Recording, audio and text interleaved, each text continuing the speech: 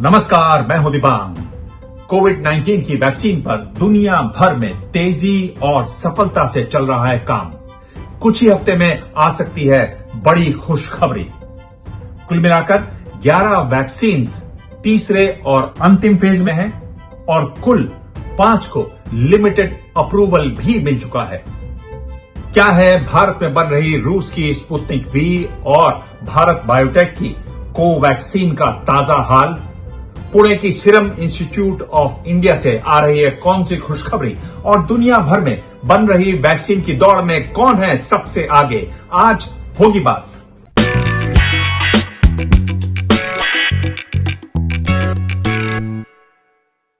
सबसे बड़ी खबर है सीरम इंस्टीट्यूट ऑफ इंडिया को लेकर। ये कंपनी ऑक्सफोर्ड यूनिवर्सिटी और एस्ट्राजेनेका की वैक्सीन का ट्रायल भारत में करवा रही है। तीसरे और अंतिम चरण के लिए 1000 लोगों को इसकी डोज दी जा चुकी है। ये ट्रायल 17 जगहों पर हो रहे हैं और कुल मिलाकर 1600 लोगों को इसकी डोज दी जानी है। सीरम इंस्टीट्यूट ऑफ इंडिया में इसका उत्पादन भी शुरू हो गया है। बड़ी बात है कि नवंबर के तीसरे हफ्ते तक इसके कारगर होने की रिपोर्ट जानकारों को मिल जाएगी और तब बड़े पैमाने पर इसका उत्पादन भी शुरू हो जाएगा। एक और बड़ी जानकारी है कि सीरम इंस्टीट्यूट ने अमेरिका की नोवावैक्स के साथ भी वैक्सीन बनाने का करार किया है।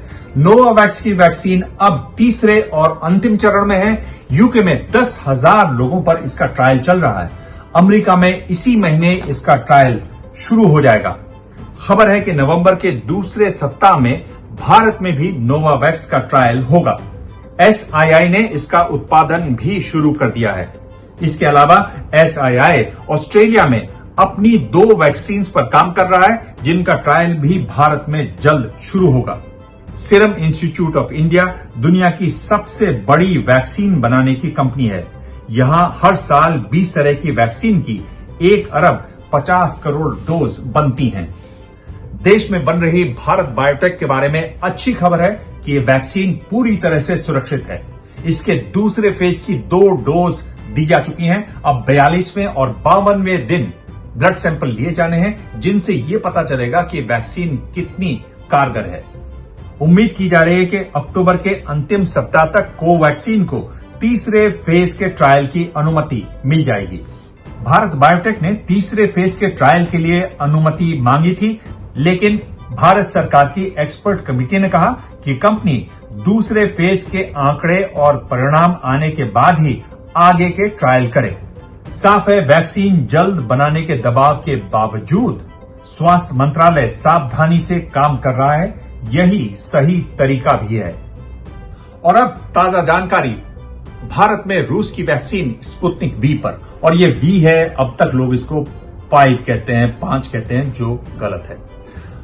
हैदराबाद की कंपनी रेड्डीज लैब इसको भारत में बनाएगी, लेकिन उसे फेज 3 ट्रायल की अनुमति नहीं मिली है। Drugs controller general of India ने कहा कि फेज 2 का ट्रायल बहुत कम लोगों पर किया गया। अब कंपनी को फेज 2 का ट्रायल करना होगा। यहां सबसे बड़ी बात है सुरक्षा। DCGI ने आम लोगों की सुरक्षा को ध्यान में रखकर ये फैसला किया है। स्पुतनिक वी पर लगातार विवाद रहा है और अब खुद रूस ने कहा है कि वैक्सीन को जो अप्रूवल दिया गया वो दरअसल में कंडीशनल रजिस्ट्रेशन सर्टिफिकेट है। शुरू में मैंने ये बात कही थी, आप में से कई लोग इससे नाराज हुए थे, लेकिन अब सरकार भी मान रही है कि इस वैक्सीन को लेकर सावधानी जरूरी है। और अंत में एक नजर दुनिया में बन रही वैक्सीन पर। अखबार न्यूयॉर्क टाइम्स के मुताबिक 29 वैक्सीन पहले फेज में हैं, 14 दूसरे, 11 तीसरे और अंतिम फेज में, 5 हैं जिनको लिमिटेड अप्रूवल मिल चुका है।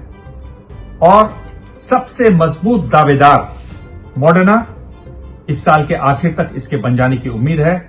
बायोएनटेक, फाइजर, इसी महीने पता चल जाएगा वैक्सीन चलेगी या नहीं। जॉनसन एंड जॉनसन, सितंबर से 60,000 लोगों पर इसका ट्रायल चल रहा है। AstraZeneca, Oxford university, England, Bharat, Brazil, south Africa में इसका ट्रायल चल रहा है। अगले हफ्ते अमेरिका में भी इसका ट्रायल शुरू हो जाएगा। नोवावैक्स, यूके में 10,000 लोगों पर इसका ट्रायल है। अमेरिका में बड़ा ट्रायल इसी महीने शुरू होगा। ये वही है जिसका करार है serum institute of India Pune से। इसके अलावा 4 चीनी वैक्सीन हैं। CanSino biologics, Saudi Arabia, Pakistan, Russia में ट्रायल। सिनोफार्म की वैक्सीन जिसका ट्रायल यूएई, पेरू और मोरक्को में चल रहा है। सिनोवैक बायोटेक, ब्राजील, इंडोनेशिया और टर्की में इसका ट्रायल चल रहा है। सिनोफार्म और Beijing institute of biological products, इनका ट्रायल चल रहा है यूएई और अर्जेंटीना में। और स्पुतनिक वी, ब्राजील, मेक्सिको और भारत में इनके ट्रायल की बात है। ये सभी वैक्सीन तीसरे यानी अंतिम फेज में है। इन पर लगातार मेरी नजर बनी हुई है। आप भी इस बारे में कुछ कहना चाहें तो जरूर अपना मैसेज छोड़ें। मैं आपके मैसेज पढ़ता हूं, उनके जवाब भी देता हूं, वो भी देखिएगा। आप चाहें तो मुझे ट्वीट कर सकते हैं। मेरा हैंडल है @दिबांग, DIBANG। धन्यवाद। ABP न्यूज आपको रखे आगे।